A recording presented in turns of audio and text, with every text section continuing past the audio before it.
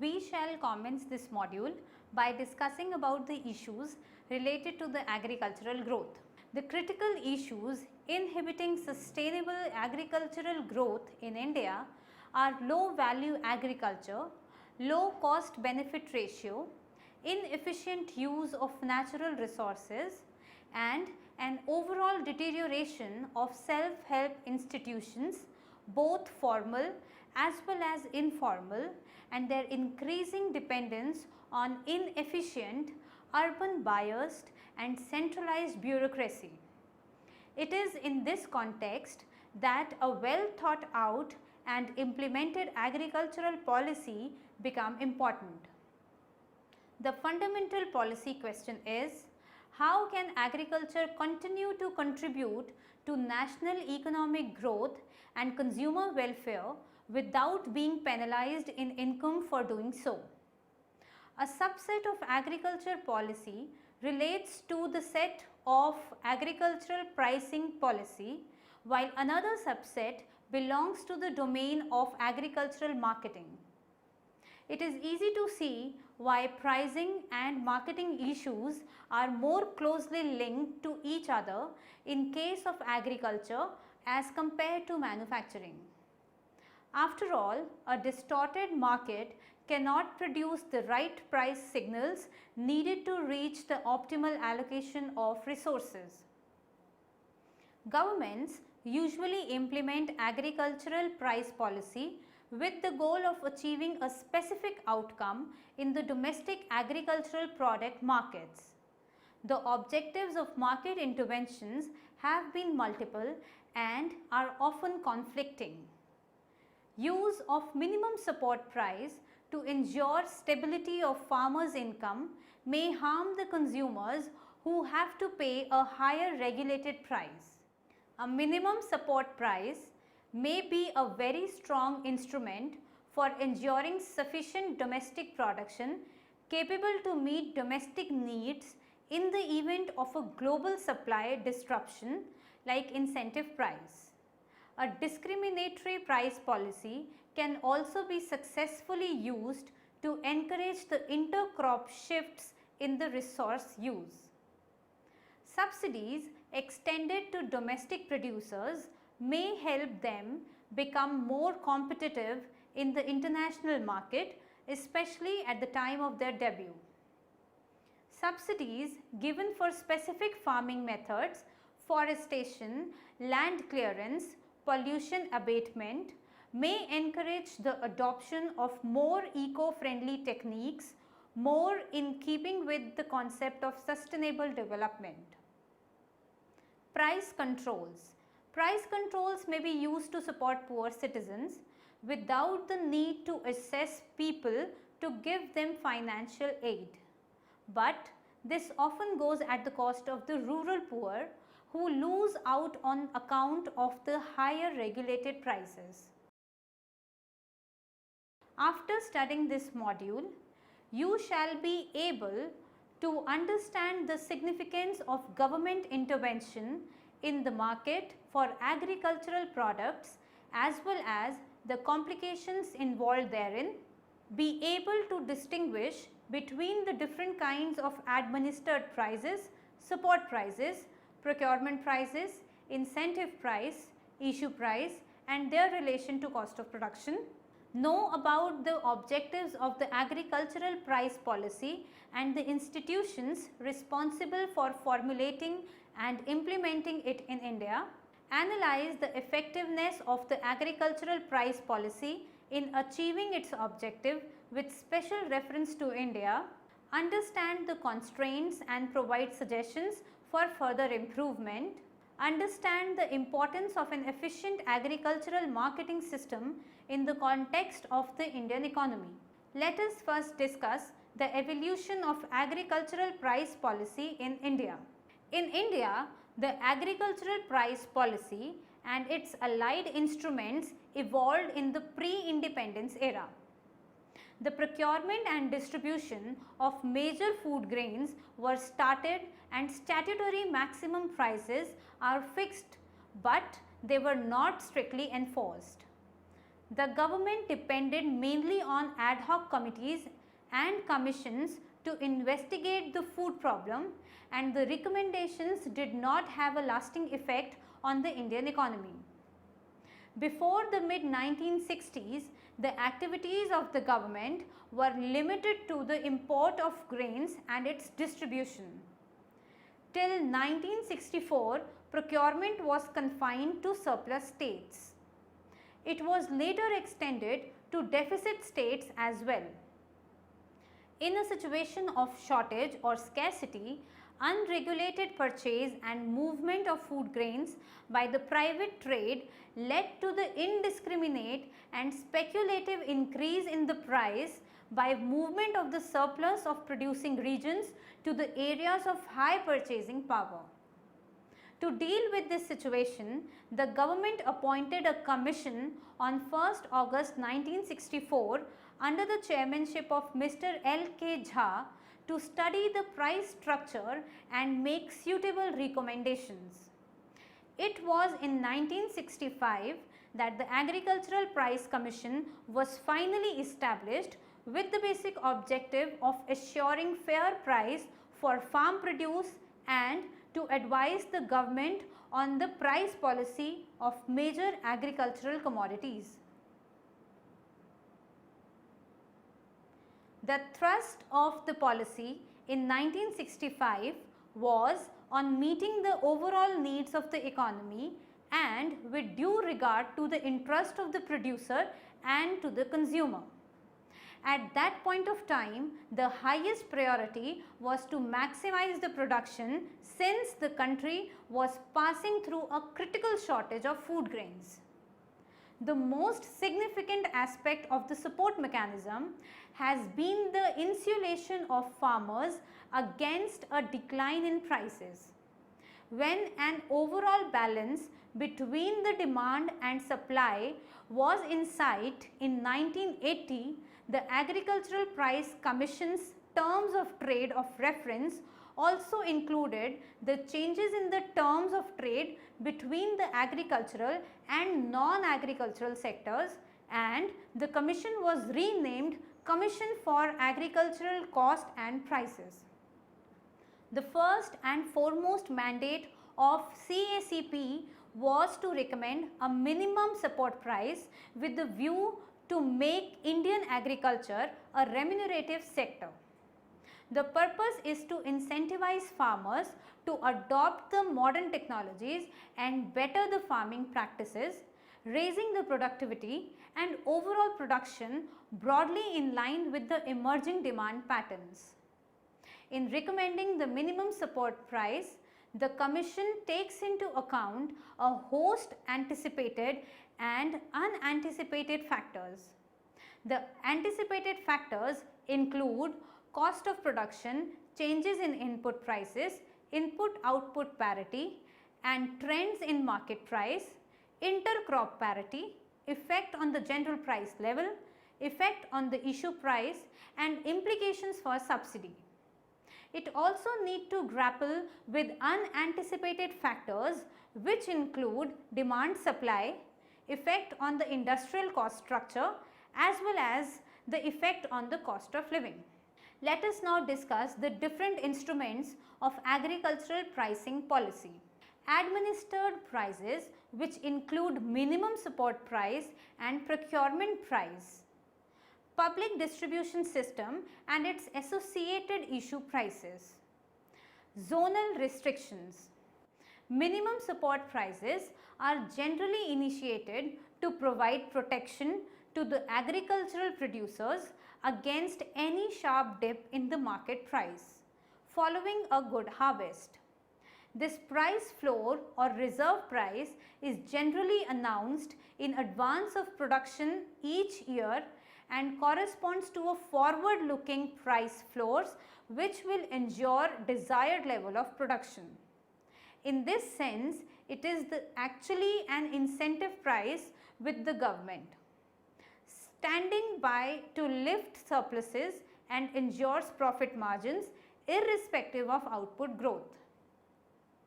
Protecting farm incomes in years of abundance through purchase by the government at minimum prices, implying the building up of stocks in surplus years. Protecting consumer interest in years of crop failure. In a sense, the food price acts as a base price in the determination of both agricultural and industrial cost. The logic of the support price leads to the notion of a price range, especially in relation to the objective of dampening price and income fluctuations arising out of the unpredictable monsoons. Procurement prices are the prices at which the grain is to be domestically procured by public agencies for release through the public distribution system. A system of subsidies at both ends, that is at production and consumption end, is viable only if there are compensatory measures of taxation within the agricultural sector itself or elsewhere. This leads to the concept of procurement as a tax on surplus producers in year of poor harvest, when market prices and profits tends to be very high. Support prices may thus be seen as a process of subsidization, while the procurement policies may be seen as a form of taxation. The public distribution system consists of a wide network of fair price shops that are generally monitored by the state governments. This not only ensures that food reaches the needy, but also act as a control on the consumer prices. Zonal restrictions. In condition of scarcity, a state can call for restriction on interstate movement of food grain and is imposed to mop up the surplus production of food from the surplus states. This in turn leads to a dip in the price in the surplus zones. In the absence of these restrictions, the private trade would have garnered all the surplus and sold them in the areas of high purchasing power rather than the high need. Moving on to discuss the issues relating to the agricultural pricing policy in India. Relevance of cost to fixation of prices. The general consensus is that the minimum support price or the procurement price must fully cover the average cost of production. But the problem here is an operational one. Even for a single crop, the cost of production varies not only between the regions but also between farms within a single region. The use of a single price across regions may lead to abnormal profits for some farmers using the cost reducing technologies. So, while the principle may be consistent with the objective of growth, it may do nothing to reduce the inter-regional disparities in income. In India, a uniform purchase price has actually promoted inter-regional inequality. Also, including family land and labor resources in the valuation of total cost increases the price of the produce. Net buyer of food for whom wage constitutes a major element lows because wages actually paid tend to be lower than the statutorily fixed minimum wage levels, while employers of hired labor earn an abnormal profit for the same reason. The solution would be to use a bulk line cost, a minimum cost which covers the cost of farmers providing a major part of the output, weeding out the inefficient farmers. But this would cease to have the same relevance as that based on the average cost. Rental values have been increasing over time because of increasing productivity as well as the demographic pressures. There is a large disparity in the land holding in all regions in India, with big landowners controlling a major share of land and other assets, and as a consequence the marketed surpluses. Rural disparities have grown further with the introduction of the new agricultural technology and has strengthened the economic and political power of surplus producers. Apart from procurement and distribution of grains at set prices, the government was involved in stock building operations. This is the basis for the dual market model. Generally, procurement prices have been lower than the market prices, but both show a strong upward trend since 1960-61, exhibiting a staircase type movement. This behavior can be traced both to weather induced fluctuations in per capita output as well as to the fact that the bounty of good harvest were being used more for the stock building than for curbing price fluctuations. Comparing the procurement prices and cost and trying to see how far procurement has acted as a disincentive to production becomes difficult because of the conceptualization of costs. If imputed value of family land and labor is added to AC at the state level, we see that the procurement price has been greater than the cost of production and closer to the market price in the initial years of the Green Revolution.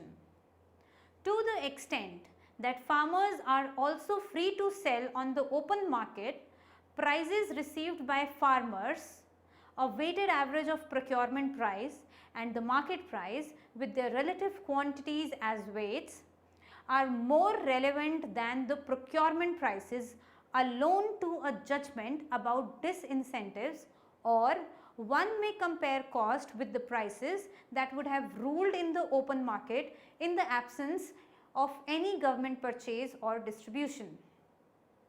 The few studies involving such price cost comparisons show once again that pricing policy has been remunerative in relation to cost.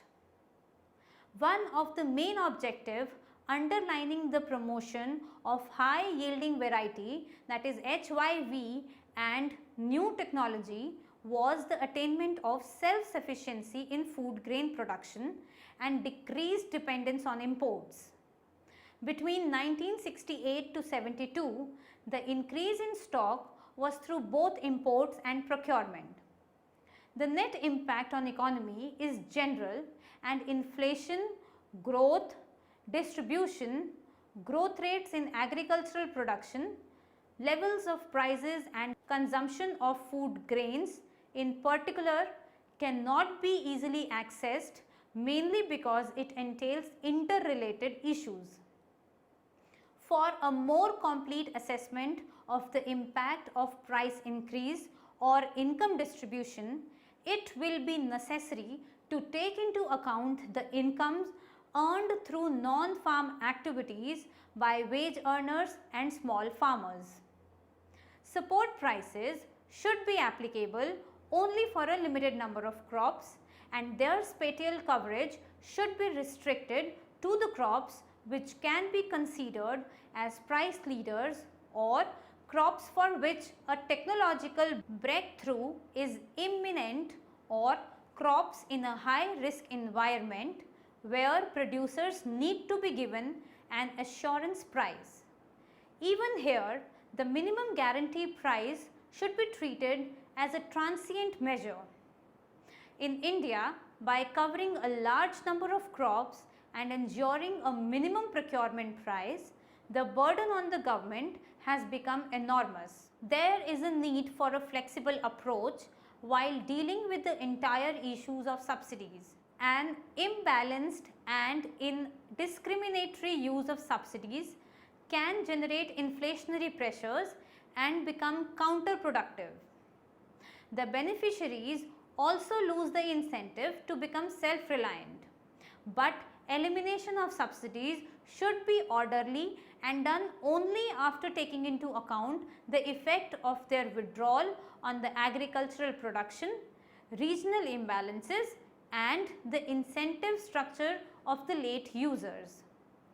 Food subsidies should be handled with greater care because a drastic cut in the food subsidy through the PDS will be an anti-poor measure. At present, other policy instruments like agricultural trade policy are not fully dovetailed with the price policy. An active agricultural trade policy will contribute to foreign exchange earnings during the time of surplus production and ensure adequate food supply during the period of scarcity. There are two important institutions that are directly connected with the management of the food economy waiting to be revamped. First is CACP. It should be made more professional by including marketing and management experts. The temptation to make it a representative body of farmers or consumers, state governments will rob it of its original purpose. That is, providing expert opinions on matters of food and agricultural issues.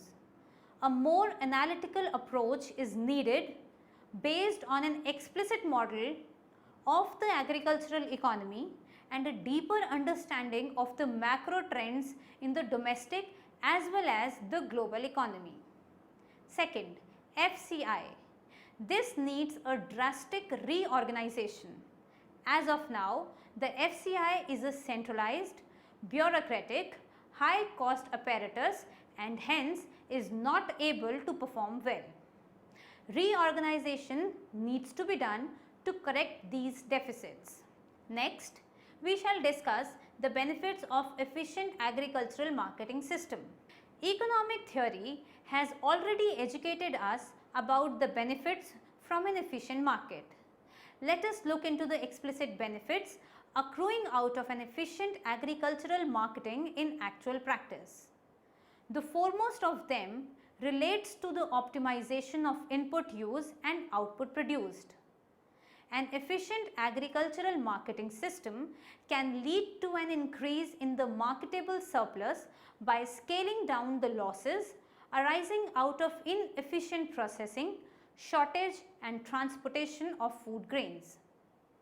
Marketable surplus is the quantity of the produce which can be made available to the non-farm population of the economy and be written as MS is equals to P minus C, where MS is marketable surplus, P is the total production and C is the total requirement of the farm family for consumption, seed, feed and wastage. Marketable surplus differs from region to region and within the same region from crop to crop as well as from farm to farm. Marketed surplus refers to the quantity actually sold and it can be greater than equals to or less than equals to marketable surpluses. For small and marginal farmers, the marketed surplus is generally greater than the marketable surplus because their need for cash is immediate. This is termed as distress or forced sale and these farmers then buy the produce from the market at a later date at a higher prices. For larger farmers, marketable surplus is greater than the marketed surplus because of their better retention capacity or ability to substitute lower priced crops for the higher priced one. For perishable commodities, the marketed surplus is equals to marketed surplus. An efficient market gives proper and reliable price signals to the farmers to help them plan their production. It provides employment to millions of people engaged in packaging, storage, transportation and processing of agricultural commodities. This in turn produces increase in farm income because efficient marketing guarantees farmers better prices and induces them to invest their surpluses in the purchase of modern inputs and better technology so that the productivity of them may increase. An efficient market leads to the elimination of economic waste, reduce food price and help poor better cope up with the poverty. With better pricing ensuring benefit for ultimate producer and consumer, Efficient market helps in increasing the demand on a continuous basis and guarantees a higher income to the primary producers. It will generate external economies as well as by promoting growth of agro-based industries. Many industries depend on agriculture for their supply of raw materials. Now, we will review the status of agricultural marketing in India. Organized marketing has been promoted through a network of regulated markets to ensure reasonable gains to the farmers and consumers. There is a huge variation in the density of regulated markets in different parts of the country, from 103 square kilometer in Punjab to 11,215 square kilometer in Meghalaya. Such low density of market spread creates problem of market access for small and marginal farmers. Agricultural marketing reforms and the creation of marketing infrastructure has been a prime concern of the government. Starting from 1951, various 5-year plans laid stress on the development of physical markets on farm and off-farm storage structures, facilities for the standardization and grading, packaging and transportation, etc. The number of regulated markets have increased from 286 in 1950 to 7157 in 2010. Producers use different market outlets, commission agents, local traders and farmer markets at different times of the year as a strategy to get the best price for their produce. Farmers' market are especially beneficial for small producers who have difficulty in selling small volumes during the dry season in the conventional marketing system. Farmers' market have influential producers' practices in different ways. It has incentivized diversification of production, maximizing the use of water and land resource throughout the year. Farmers' market have also stimulated producers' adoption of marketing strategies through a better understanding of consumers' needs and preferences based on income, dietary habits and local needs. Factors which affect the producer's capacity to adapt the change include access to credit and financial assets and institutional support across the system. Direct marketing enables the farmers and the processors and other bulk buyers to economize on transportation cost and to considerably improve the price realization. It also provides incentives to the large scale marketing companies to effect their purchases directly from the producing areas. Let us now study what we have done in this module. Pricing and marketing issues are more closely linked to each other in case of agriculture as compared to manufacturing. The objective of market intervention through pricing have been multiple and are often conflicting. This is because the issues involving pricing issues in agriculture are complex. The objective of intervention in agricultural marketing is creation of efficient agricultural markets. Agricultural pricing policy began evolving since the colonial era. Setting up CAPC and FCI constitutes the inflection point in the post-independence period. A number of instruments are used by agricultural price policy to protect the interest of both producers and consumer. The net impact of agricultural pricing policy is difficult to access as it involves the interrelated issues. The least is needed is revamping of both CAPC and FCI. Agricultural marketing in India is plagued by inefficiencies and devoid of any link between the prices received by the producers and the prices paid by the consumers. Nevertheless, some steps have been adopted to improve the system of agricultural marketing. Non-availability of primary data from different market functionaries and secondary data of time series nature from public sources has limited the scope of research in this field.